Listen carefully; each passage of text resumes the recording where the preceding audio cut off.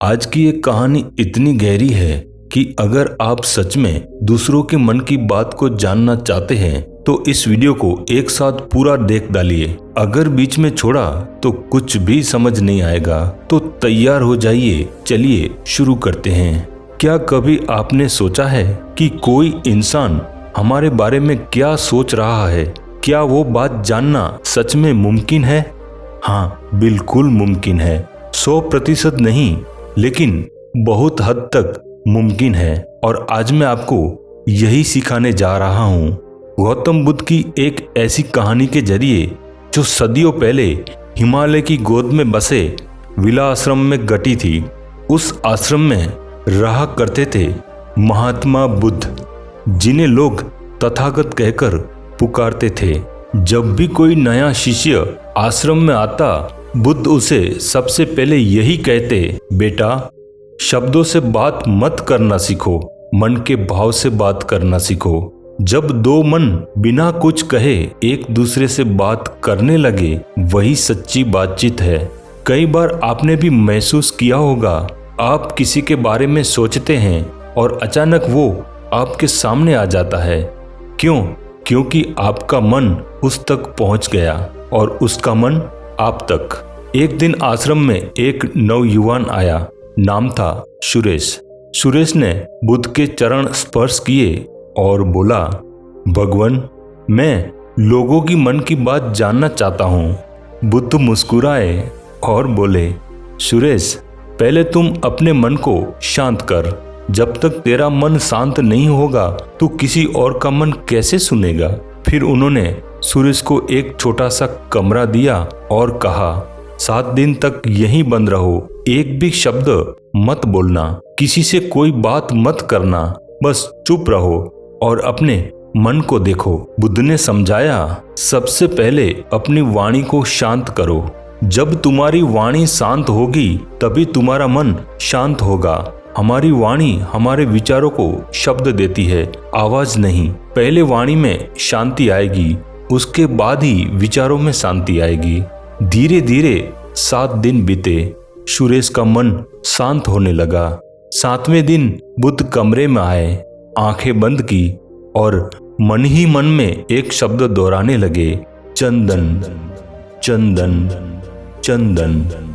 सुरेश ने चौंक कर कहा, गुरुदेव, आप चंदन की खुशबू सोच रहे हैं ना?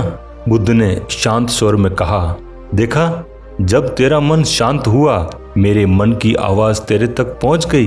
फिर एक सुबह की बात है। बुद्ध अपने शिष्य विवेकानंद के साथ सुबह की सैर को निकले। उस दिन विवेकानंद का पुराना मित्र यशपाल भी साथ चल पड़ा। तीनों चुपचाप चलते रहे। काफी दूर तक कोई नहीं बोला। यशपाल को चुप्पी भारी लगी।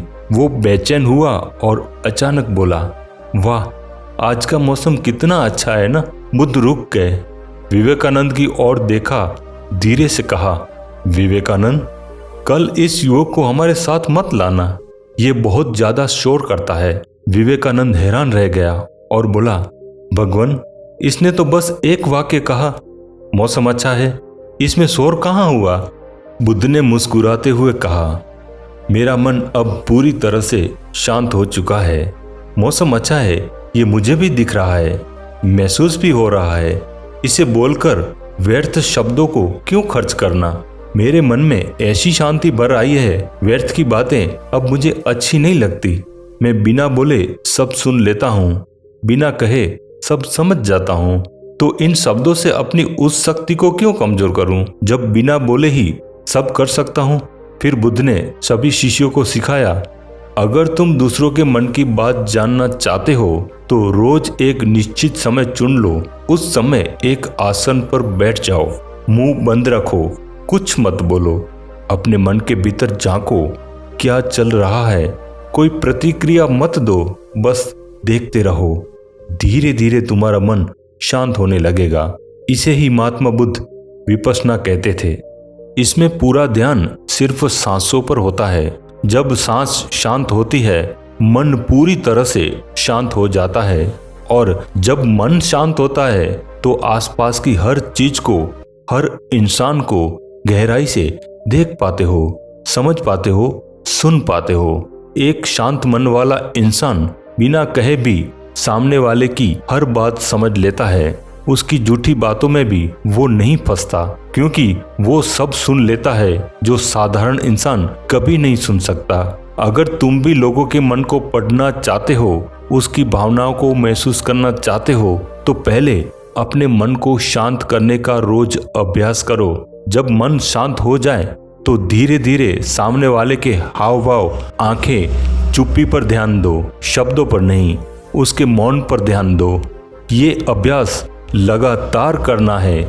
जिस दिन तुम इसमें माहिर हो जाओगे, उस दिन बिना कहे भी लोगों के मन की सारी बातें साफ सुनाई देने लगेगी। शायद आप सोच रहे होंगे, दूसरों के मन की बात जानकर क्या होगा? फायदा हर जगह है, रिश्तों में, व्यापार में, दोस्ती में। जब तुम सामने वाले के मन को पहले से समझ लोगे और उसी के अनुसार जवाब दोगे, तो वो तुम पर पूरा भरोसा करने लगेगा, तुम्हें खुद से बेहतर समझने लगेगा और तुम उसकी नजरों में हमेशा सम्मान के पात्र बने रहोगे। सामने वाले का व्यवहार भी सब बता देता है। अगर वो नम्र है, सकारात्मक है, तो वो तुम्हें सम्मान देता है। अगर बीच में काटता है, साथ नहीं देता, तो वो तुम पर भरोसा नहीं करता। अगर गुस्सा दिखाता है, तो उससे बात करने का कोई फायदा नहीं।